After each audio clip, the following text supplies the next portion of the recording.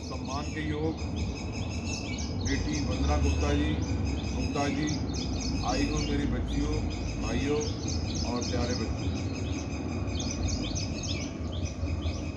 लगभग 6000 साल पहले एक युद्ध हुआ था जिसको महाभारत कहते हैं। शायद पहला विश्व युद्ध वो था जिसमें करोड़ों लोग मारे गए और उसके लिए दोषी उत्तरदायी द्रौपदी जी को बनाया जाता है कि द्रौपदी नहीं कहती कि अंधे का बेटा अंधा और ना ये युद्ध होता है। पर ये एक पक्ष। अब आप सब लोग देख रहे हैं गर्मी कितनी पड़ रही है, कितनी परेशानी का सामना करना पड़ रहा है, पर हम लोग उसका बचाव करके छाता लेके चलते हैं, पेड़ के नीचे बैठ जाते हैं, हम उसका प्रबंध करते हैं।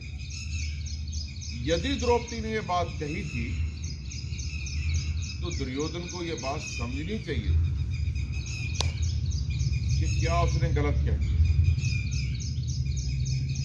वो नहीं कहती, कोई और कह देता अंधे का बेटा अंधा। जब हमको गलत काम करते हैं या हो जाता है, कभी भी किसी बात को जवाब देने के लिए तैयार मत रहो। होता क्या है, हम घर से तैयारी करते हैं कि अगर मुझे ये कहेगा तो मैं उसको ये कहूँगा। तो लड़ाई का कारण यहाँ से शुरू होता है। जब भी कोई बात सुनो किसी की, एक सिद्धांत है, सुनो, उस पर विचार करो कि उसने क्या कहा है, उसके बाद जवाब दो। ये प्रक्रिया एक आधे सेकंड की है, बहुत लंबा समय नहीं सोचना होता, परंतु वो दिमाग को प्रिपेयर करो कि अगर मुझे कुछ कहता है कोई, तो मुझे उसको सोचना है, फिर जवाब देना। द्रौपदी ने कह दिया, देवर था उसका, कह दिया। हमारे यहाँ लठमार होली भी होती है, आपने किसने देखी है? खूब देखी है, खेली है, या टीवी में देखी है? ना लठमार खेली है, तुम्हारे 5 टूटे पड़े। तो भाई हमारे यहाँ तो देवरों को लठवी मारे जाते हैं, ये तो बात ही थी। मारे जाते हैं होली में। खूब सबके। इतना तो कम से कम होता ही है। तो इसमें दुर्योधन की ट्रेनिंग में कमी थी, एटीट्यूड में कमी थी, वो उस बात को समझ नहीं पाया। मजाक को भी इतना सीरियस ले गया कि उसके अंदर, क्योंकि भरा हुआ बारूद था, उसके अंदर भरी हुई जेलसी थी। और यदि ये जो सवेरे सवेरे प्रार्थना हमारी बच्ची करवाती है कि सबका कल्याण हो, सबका भला हो, इसका मतलब यह है कि हमारे अंदर नेगेटिविटी बाहर चली जाए। नेगेटिविटी भगानी नहीं पड़ती, आपके अंदर पॉजिटिविटी आ जाए, नेगेटिविटी खत्म हो जाती। जैसे लाइट आई, अंधेरा खत्म हो गया। द्रौपदी इस युद्ध की उत्तरदायी नहीं है। दुर्योधन का नेगेटिव एटीट्यूड ही नेगेटिव एटीट्यूड। हर आदमी के लिए तैयार रहना कि उसने ये कहा तो मैं ये कर दूंगा। आमतौर पे लोग नोट करो, यदि हम किसी से बात करते हैं ना, तो उसके लिए तैयार रहता है मैं इसको ये जवाब देना। जवाब पहले तैयार करता, जवाब तैयार मत कीजिए। बिल्कुल, अगर आपने कंफर्टेबल रहना है, कामयाब होना है, जिंदगी बढ़िया जीनी है, तो जवाब तैयार मत कीजिए, सवाल तो आने दीजिए। सवाल ही नहीं आता, हम तैयारी कर लेते। इसलिए बच्चों, ये बात आप याद रखना कि जीवन में जवाब जब ही देना जब तुम्हें सवाल समझ आ जाए। हमें सवाल नहीं समझ आता, हम बोलना शुरू कर देते। इसलिए जब भी कोई आपको कोई कुछ कहे, तो ये जो भी बहन ने, हमारी ने, बच्ची ने बताया है, वशीकरण मंत्र, उस आदमी ने तुम्हारे साथ कभी तो कोई भलाई की होगी, कभी तो भलाई की होगी, और नहीं की तो मौका दो भलाई करने का।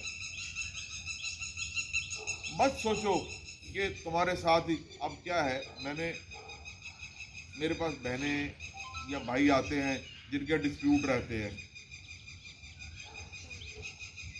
तो वो इतने सारे दोष ढूंढती है, मेरी सास में ये दोष है, मेरी उसमें ये दोष है। कोई तो गुण होगा, कोई तो गुण होगा। उसको जब तुम पकड़ लेती हो, तो अब तक मुझे लगता है कि मेरे पास मैं हालांकि डाइवोर्स का वकील नहीं हूँ, पर मेरे पास कम से कम 100 केस आए और उनमें से एक भी डाइवोर्स नहीं हुआ, सबके सब मान गए। एक तो मुझे फीस देके चला गया पर डिवोर्स नहीं लिया उसने। मेरा एक्सपीरियंस, सबसे पहला केस, मैं वकील तो टैक्स का हूँ, पर केस एक मियाँ बीवी लड़ते हुए है।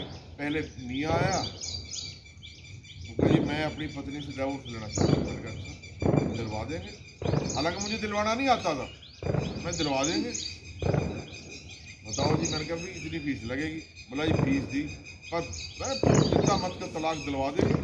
हो गया, इतने में रोती रोती बहन आ गई, बोले मुझे तलाक लेना है। मैं समझ गया, मैंने इकट्ठे क्यों आए, 1 by 1 आए, क्या चक्कर है? तो बोली ये मेरे हस्बैंड है। मैंने यही तो नहीं अभी जो क्या है? बोली हाँ। मैंने कोई बात नहीं, तलाक दिलवा देंगे। दोनों ने मुझे फीस दे दी और मैंने 1 by 1 दोनों को कहा, मैं देखो बुरा मत मानना, कल को तेरी बीवी दूसरे से शादी कर लेगी, फिर तू अंदर अंदर जलता फिरे कि मेरी बीवी किसी और के साथ, वो तो शादी करेगी।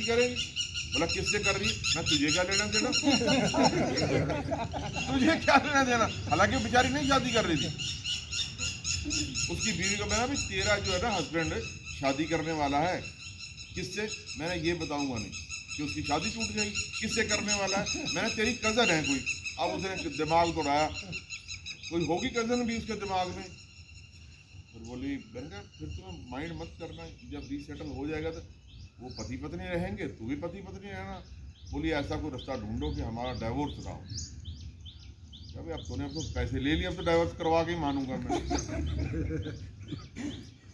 नटशेल ये है कि दोनों के दोनों अब बढ़िया है, अब सेक्टर 30 में रह रहे हैं और डाइवोर्स लेने से, अप्लाई करने से पहले उनका एक बच्चा था और वापस से लेने के बाद 2 बच्चे हुए हैं। They are enjoying.